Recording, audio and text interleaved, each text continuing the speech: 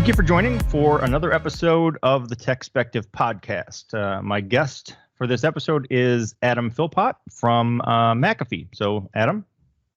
Great to be here, Tony. Thanks for having me. Let's start off with a little bit of your background. I did a little bit of homework. So I know that you are coming up on 4 years with McAfee, but previously you spent quite a long time with Cisco. So you certainly have been around the networking side of things. But give me a little bit of your background. Absolutely right. I joined Cisco in Australia. I'm actually British. I joined in Australia back in 2002, where I did various roles there. I moved with Cisco to Singapore in 2010, so I spent a few years in Singapore as well. And then in 2013, end of 2012, moved to the UK to run the cyber business for Cisco, which was a fledgling business at that time, largely put together through acquisition. And then a few years after that, a couple of years, the most notable acquisition of SourceFire occurred, obviously in the networking space on IPS. So we really built out quite a strong architecture at that time with Cisco. And then 2017, moved over to McAfee to build something special here. And I've lost track of the timeline a little bit, but how does that relate to sort of the roller coaster of McAfee going into Intel? Yeah. Where did you join the party? So who owned them then? So that was just after the Intel spin out. So TPG had just taken ownership. Literally, I think, I wasn't here during the Intel days, but it was literally a few months after the Intel spin out when TPG had taken ownership.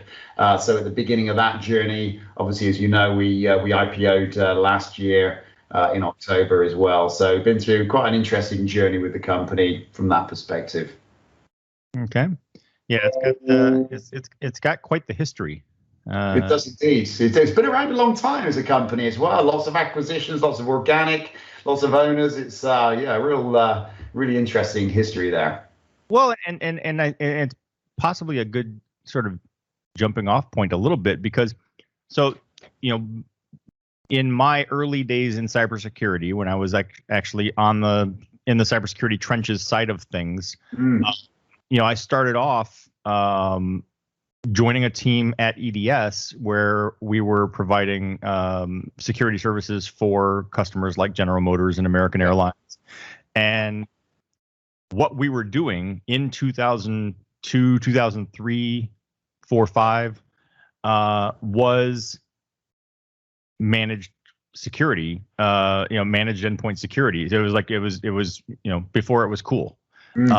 And so we only had a team of 5 to 10 people. It was less than 10, but we were overseeing and managing tens of thousands, hundreds of thousands of seats, on an endpoint perspective. And the way we broke our teams down internally is everyone was expected to know enough about all of the products, Symantec, McAfee, Trend Micro, and CA, to fill in, to jump across customers or whatever. But we had sort of designated subject matter experts or whatever. Yeah. My main focus was Trend Micro, but I was very familiar with McAfee as well. So I'll say that back in the day, it was seen much in the early 2000s. It was just antivirus. I mean, that was signatures, yeah. And so fast forward 20 years and a lot has changed. And like we just talked about, McAfee's been through a lot in terms of acquisitions and spinoffs and going public and all of those different things. And along the way, along that journey, cybersecurity has changed and McAfee has had to adapt and evolve to change with it and look beyond just antivirus. So one of the things, and again, this kind of connects the dots between your networking background from Cisco and where you're at with McAfee.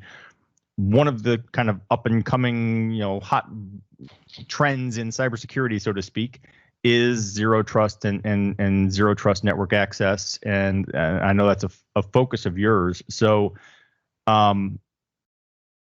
just as a baseline, let's start with: can you explain or define zero trust and ZTna, at least from the McAfee perspective? Yeah, absolutely. Absolutely. It's a huge question in the context of the framing you've provided there as well, because let me get to zero trust, ZTna in a bit. Let me first of all start with maybe the kind of higher level thing that we're trying to do. You talked about evolution, you talked about how the world has changed. What we also didn't call things back in those days before endpoint was cool, we didn't use the word digitization.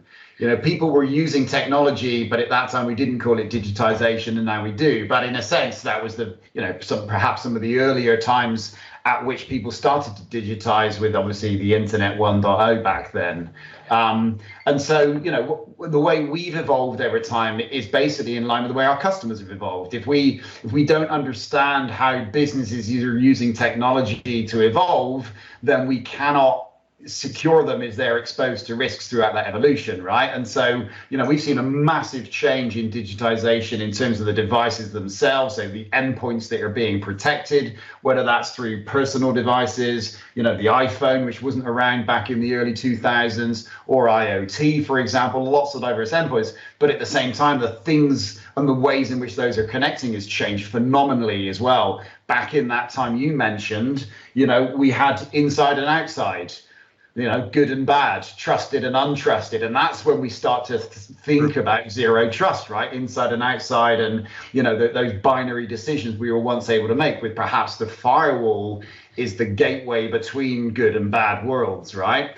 And so as I think about it from a McAfee world, I think about it in terms of our customers. How are they evolving? How is the dimensions of trust that are upon them evolving? And how do we help them with that as well? So that's really where we start to get into zero trust, which is you used to be able to prosecute inside and outside, and then you saw next-gen firewalls, things were getting through on port 80 for the internet that weren't trusted, even though you were trusting the internet, which sounds weird. So like the world has changed, and therefore the complexity of what you can and cannot trust has massively changed. That's kind of a foundation for zero trust.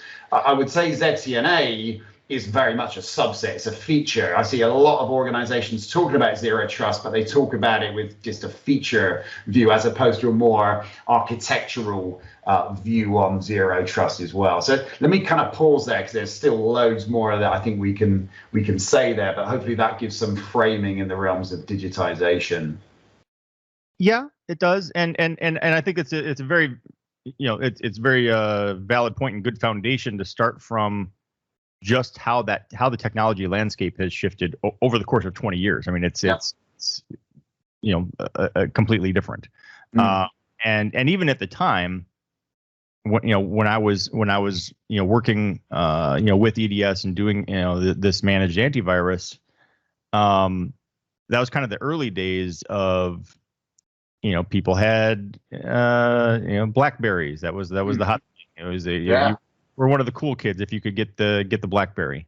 Yeah, I had a Palm Trio. I don't know if you remember those, but that was the kind of cool calculator-looking device back in those days. So you started having the personal digital assistants. I had the handspring. I don't remember those. Well, it was I think it was the handspring Trio, and I think Palm acquired them. Ah, there you go. Yeah, okay, there you go. Yes. In fact, I might still have it in my attic. That's a collector's item. But you have those types of things, but you started to have laptops, and it was the rise of Wi-Fi and Wi-Fi and cellular, and all of those things are game changers from a perspective of both productivity and convenience, and then security, and that's kind of one of the tricks of of technology and security is that everything that makes your life easier and better also exposes you to risk. There's almost, I can't think of a single instance where that's not true on some level. And so those things all contributed to dissolving the idea of inside and outside and good and bad and where we're at now. I've been saying for years that people are still a lot of times looking for the bad guy. You're looking for the unauthorized access. You're looking for those types of things. And first, I was always like, okay, well, looking at failed login attempts is great, but those are the ones you stopped.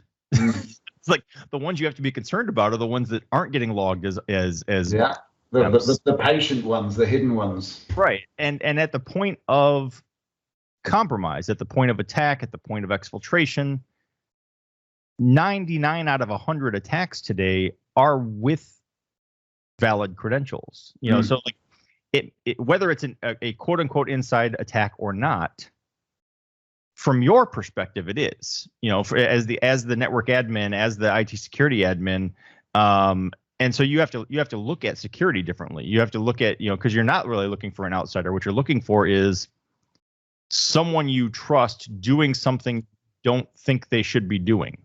And I think that again, I think kind of forms the foundation of zero trust and ZTna, which is to say, look,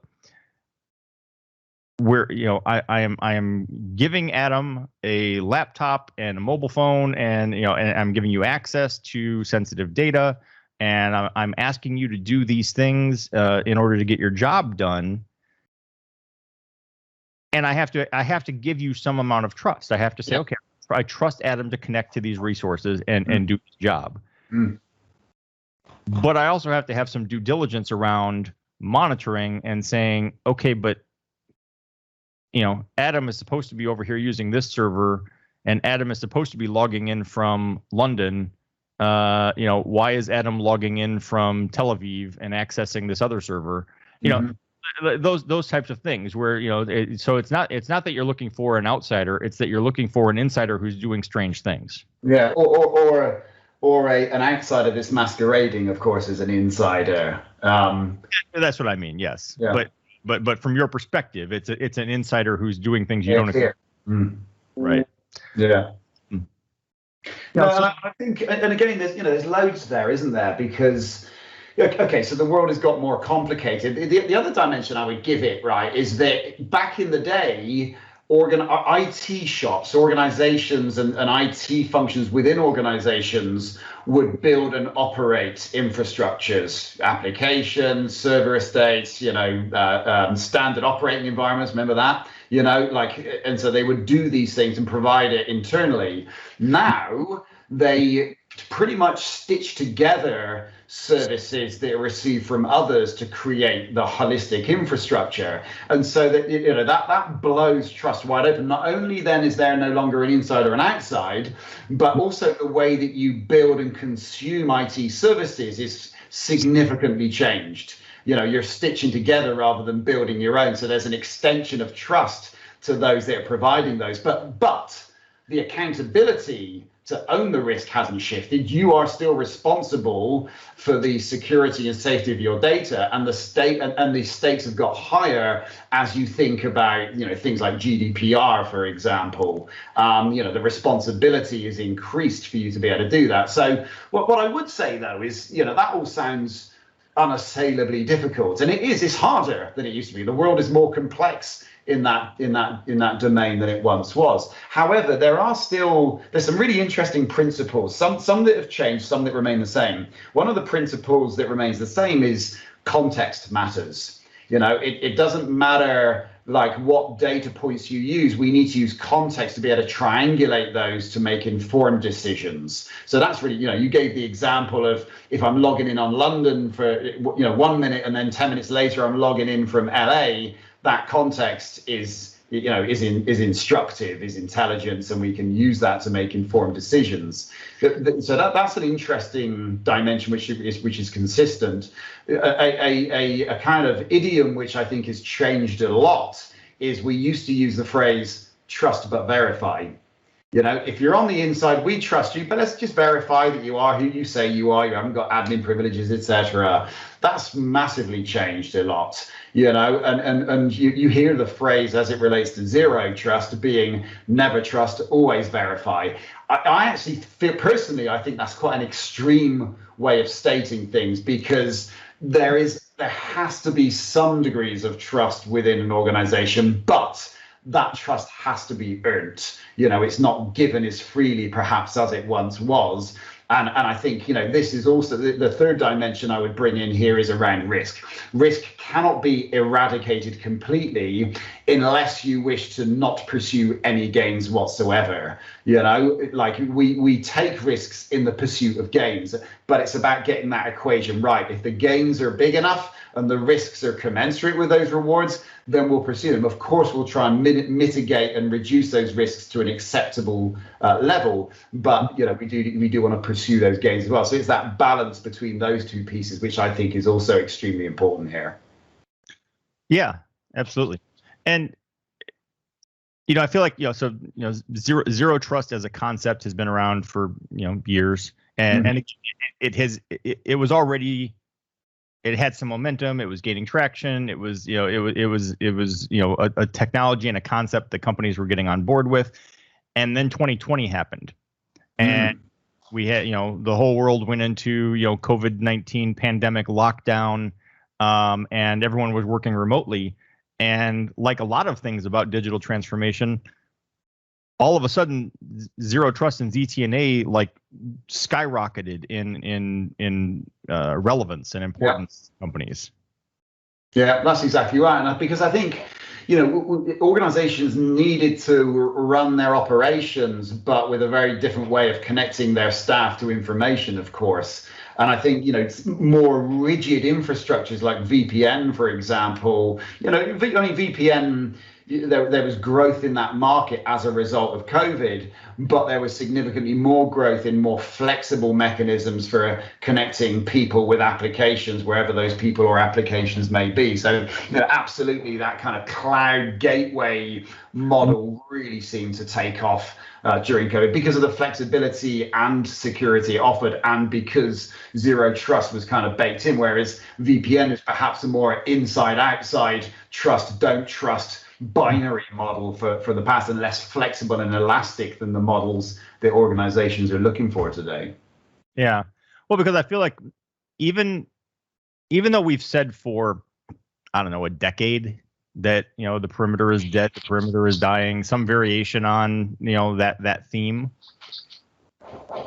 until COVID, I feel like a lot of organizations could they still maintain like this facade of a perimeter. There was still sort of this unspoken, okay, but you are sitting in my office building, and so, you know, I kind of have an idea of what's going on. And again, the trend was already heading in that direction, but COVID made it kind of an overnight, you know, just complete sea change of now there is no, not only is there no like inside or outside, there basically is no network. I mean, the internet itself is your company infrastructure. And every single person, every single endpoint is its own perimeter.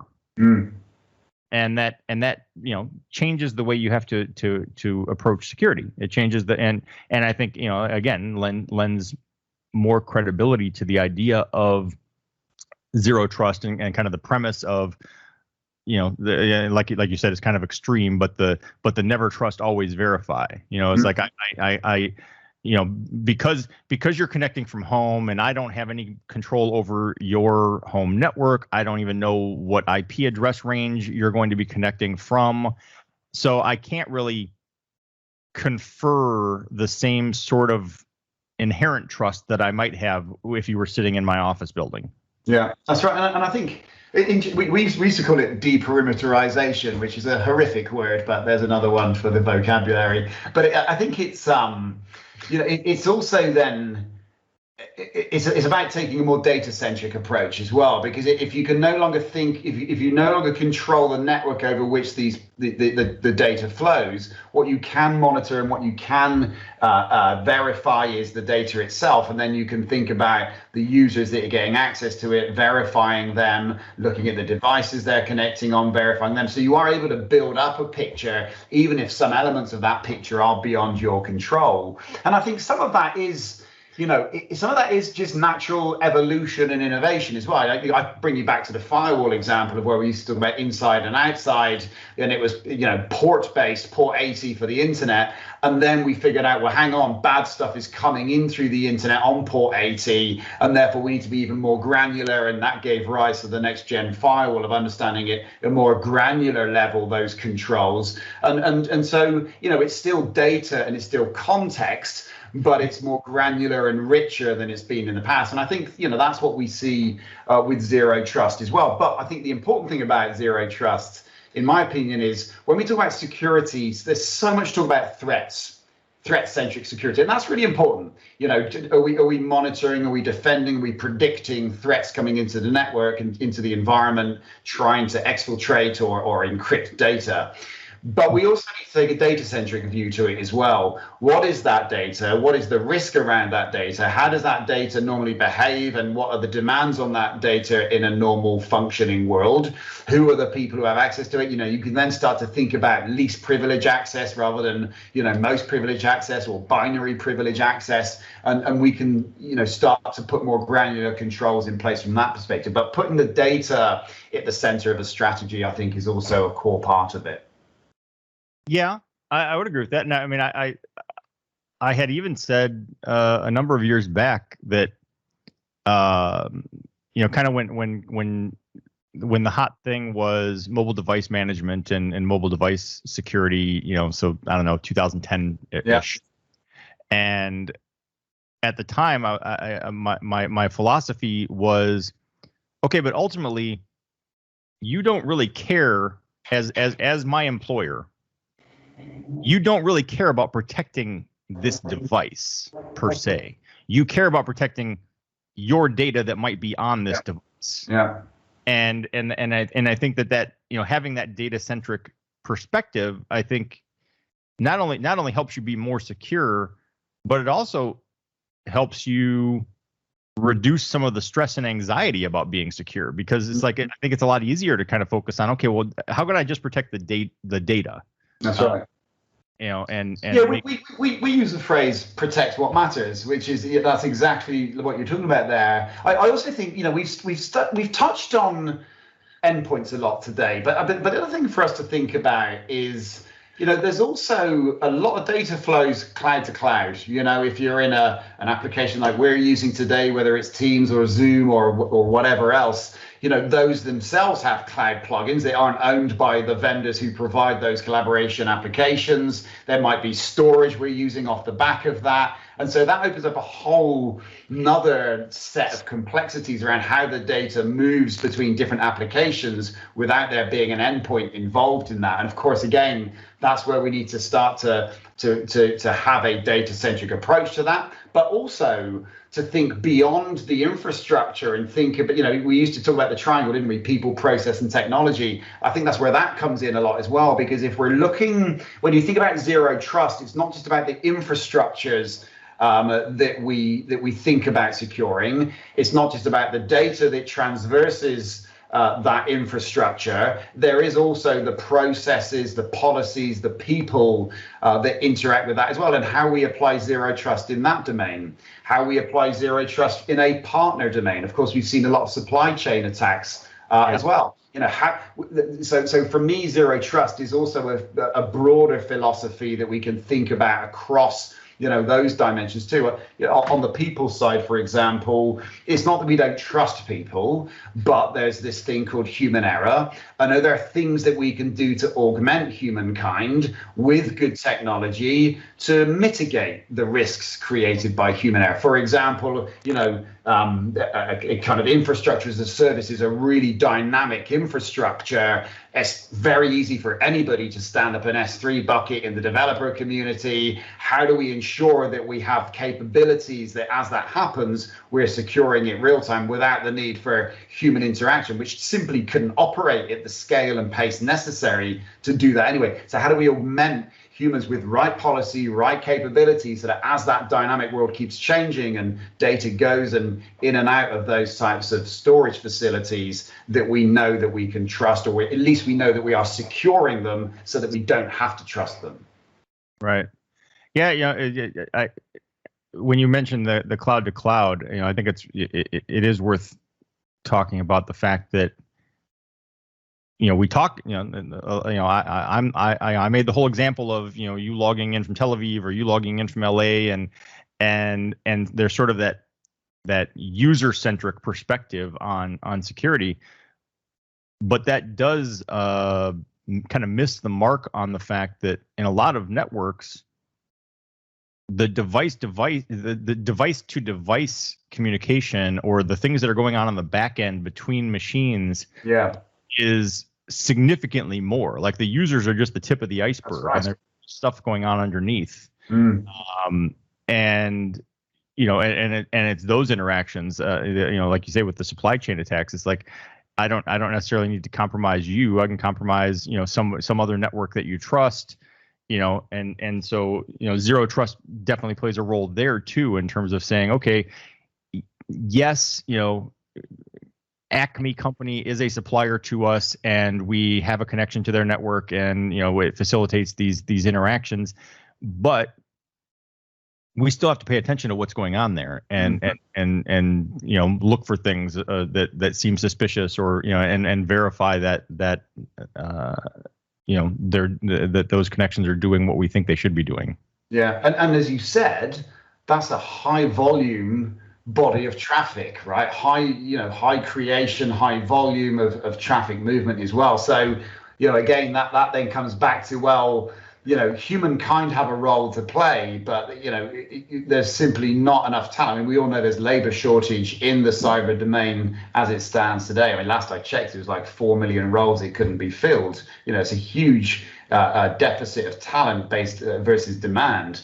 And even if there was enough people, could they scale to that? No, they couldn't. So it's about having systems in place that can operate at the scale, with humans playing high value intellectual work on top of it as well. So we think about, automation, orchestration become really powerful components of, again, that overall architecture that we've spoken about a little bit today.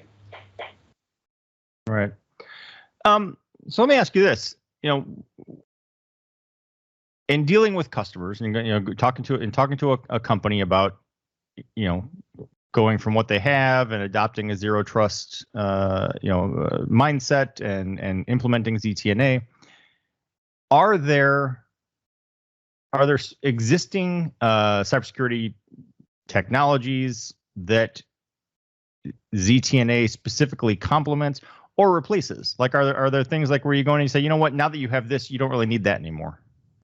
Yeah, I mean, again, I see ZTna as a subset of zero trust. ZTna, in my opinion, is obviously an access technology. That's what the A stands for. And so I do see that as a more flexible, elastic mechanism versus perhaps, rigid, hardware-based VPN infrastructure. So I certainly see an evolutionary step there towards a more cloud-centric, more scalable, more flexible model. But as I think more broadly about zero trust, with ZTna just as one small component of it, when I talk to clients, for me, it becomes about the pace of their evolution. I talk to clients a lot about pace. We talk about go at your pace, or you go as fast or as slow as you want, but make sure you have the controls to be able to genuinely have visibility to control at the pace you need to. And so when we think about their evolution, for me, it's about how do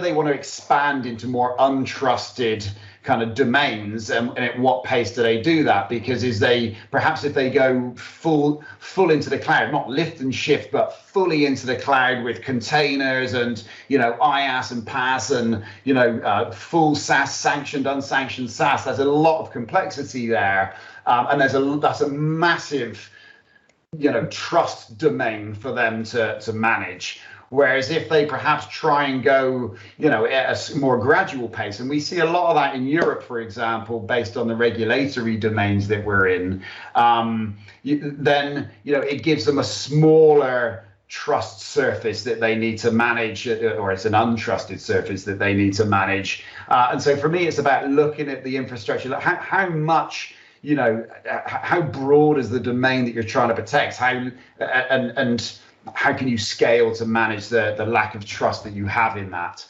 So I think there's that piece around the expansion of their architecture over time, not seeing it as a big drop ship, right? Now this is our infrastructure. Equally not being in denial about what it is, because a lot of organizations feel they're not using cloud or they don't have certain devices connecting. When they do, they just lack visibility to it. So just being aware of how big that surface is, how you need to manage it, and which pieces you want to expand into new domains, manage the lack of trust in there, but get the benefits that you're pursuing as you do so.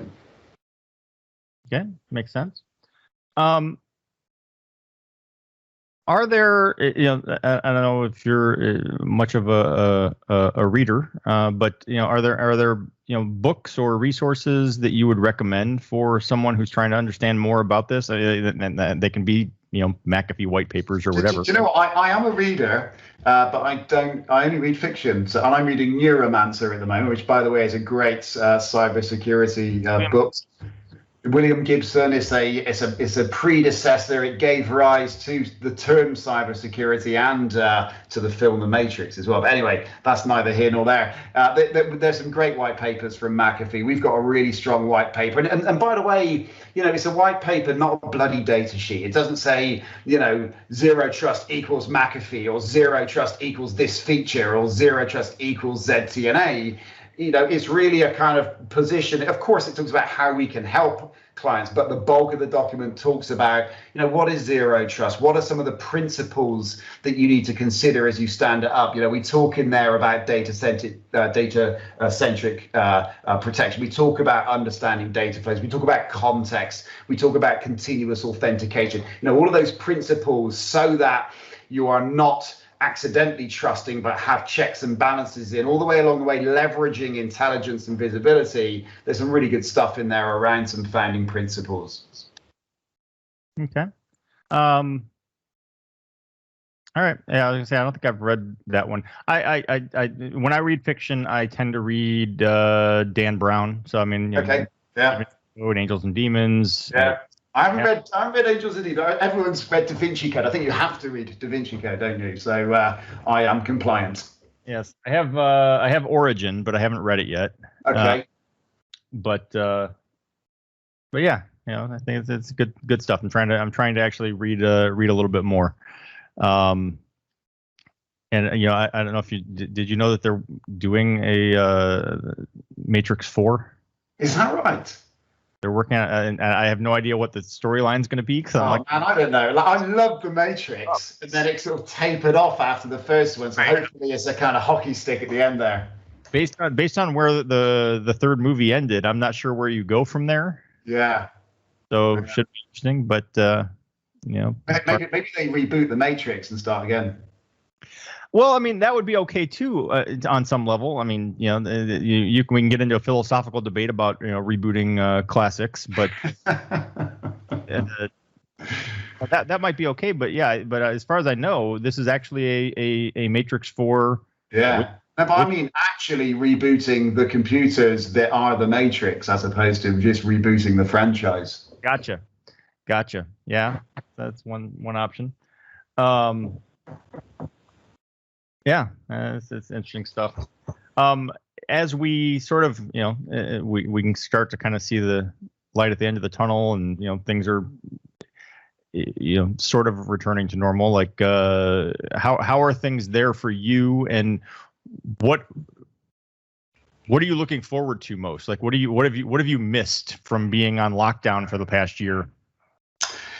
Do you know what? Like personally, you mean? Yeah, I've missed seeing people in person. You know, like because we all tried, you know, Zoom escape rooms or Zoom fun, but it was basically like trying to have fun whilst being at work still. And so it felt like an elongated day at work in a sense. Every time I was on Zoom, it was for me synonymous with being at work because I just do so many, you know, Teams calls and so on. And so I'm looking forward to seeing people in person. I'm looking forward to traveling again. Travel's a massive one. I really, really miss that. So looking forward to travel. I mean, I will say, like it gave the planet a breather. All the, you know, the lack of commuting and the lack of air travel, you know. So I kind of, you know, I'm hopeful that as we come back into whatever the next normal looks like, that we gain some balance from this, because it's been brilliant having breakfast with my kids every day. And I sort of will miss that if I'm not doing it. But equally, you know, if we can find balance, so it's not all the way back into the office or on an aircraft every 2 weeks like I was, you know, I would like that balance. But at the moment, it's more imbalanced on just being, as you said, locked down. So looking forward to balance. Yeah, and there's a little bit of, I feel like over the past year, most of the companies I talked to seemed like they were totally on board with, like, yeah, this is cool. We're still productive. People are able to kind of, you know, do their thing. And so we'll probably keep this, you know, going forward. Now that we're kind of starting to come out of it, I'm seeing, you know, some of those companies kind of walk it back and be like, well, no, we actually want you to come into the office again. And it's starting to cause some friction for some companies with employees. Saw someone post on Twitter or LinkedIn a thing that I completely agree with, which was saying, look, we've now gone through this. And on the one hand, it's fair to say that this has not been a valid experiment or a valid measure of, okay, what does fully remote work look like? Because it was under duress. It was it wasn't choice. And so, you know, so I do think you have to kind of come back to quote unquote normal and start to kind of feel that out and say, okay, well, you know, maybe Adam likes going to the office, you know, and Tony likes working from home. And what should really matter is just the end product. What should matter is the job getting done, and are you accomplishing what you should? But the thing that I saw that someone shared on Twitter or LinkedIn was, you know, saying, look, employers, you know, recognize that, you know, maybe Adam does better sleeping in until 10 a.m. and you're working from, you know, noon to 9 p.m. You know, maybe, you know, like you said, having breakfast with your kids, you know, so in terms of work-life balance, you're like, maybe it's good to give people the flexibility of waking up and having breakfast with their kids instead of rushing out the door, or having the flexibility to make a doctor's appointment. Yeah, and that's like really feeling from the company. That's really on message with our discussion today, because what is that about? Trust. You know, why don't we allow people to work in that way? Because we don't trust them to. We may call it something else and we may refer to it as a different reason, but it's we don't trust them to. And so as we think about how, like the notion of productivity, I've been reading a lot about that recently around people are more productive. But I think what I see is that people are working more. Not necessarily more productive. Productive is they are producing something which is impactful, as opposed to spending more time at work. Do you know what I mean? And so I see productivity maybe slightly differently, because there is only so much you can optimize productivity before you burn out. And I do think we see a bit of burnout from the lockdown working methodology, frankly, or the working environment, maybe is a better way of putting it. And so then as we do come back, you know, I think if we can find ways to provide enough flexibility, we're never going to be everything to all people, you know, but as long as we can get 80% of our people working in a way that is good for them, I think that's a pretty good start. I think it offers opportunities as well. Like real estate, for example, is an interesting opportunity because it's been quite a large item on the OPEX line, but fairly static in its utilization, because overnight you've got no one in. During the day, you have loads of people on a Monday and nobody on a Friday. Do you know what I mean? And so thinking about how we use things differently for different outcomes. Yep. You mentioned the cybersecurity talent shortage. It opens up employment. If you like, I have interviewed with companies many times over the years from Silicon Valley, and who've said, okay, well, we get all the way through the interview process, all the way through what would my salary requirements be, and then they say, okay, well, we need you to relocate here. I'm like, oh, well, then we need to go back to that salary requirements conversation. Because if you want me to live in San Francisco, yes, you have to pay me twice as much. That changes the dynamic completely. Yeah. And if you're a company, whether you're in Silicon Valley or you're in Miami, Florida, or you're in St. Louis, Missouri, if you have the ability to open up your employment opportunity and say, I don't care if you're working out of your closet in Montana, as long as you connect to the network and get your work done. Because not only are you opening up the talent pool, but from you also are changing the salary dynamic. Yeah. Because I don't need absolutely to, like it is relative to the cost of living for the area. I mean, if I want to hire someone in San Francisco, that's going to cost me more than hiring that same person in Montana. No, that's exactly right, and that has all sorts of implications, I think, doesn't it, as well? There, if we're able to unlock different types of talent at different costs, there are some other impediments that we need to overcome around, unconscious bias and things like that. Do I think part-time people are working hard enough, or, all manner of different unconscious bias there that we need to think about. But I think there's huge opportunity in that, unlocking talent. It reminds me a little bit of what we call the gig economy now, where people do work, in small increments. Do you know what I mean? I can be an Uber driver for an hour or 10 hours, whatever, because I have that time to commit. Now, maybe that's a very extreme version of what we're talking about, and that we may never get to because it may not make sense for organizations. But you start to think about, work in that way. The other phrase we used to use a long time ago was work is an activity, not a place, which is exactly what you're talking about there as well. Right. Well, and it's funny because we, especially in the United States, wear as this badge of honor of I've never missed a day of work ever, being sick, or it's been 2 years since I've taken a vacation, or I have 7 hours of back-to-back Zoom meetings scheduled. Yeah. Like, there's some like machismo to that. Presenteeism, it's called, isn't it? Yeah. Right. I'm a stronger, better worker because of that. It's like, no, you're dumb. Exactly. You're inefficient. Right. Like, don't do that. It's bad. It's bad for you. It's bad for the company. Yeah. And I just shared this thing, and I've seen it before, but I just shared it the other day, which is sort of funny, except for not funny because it's true.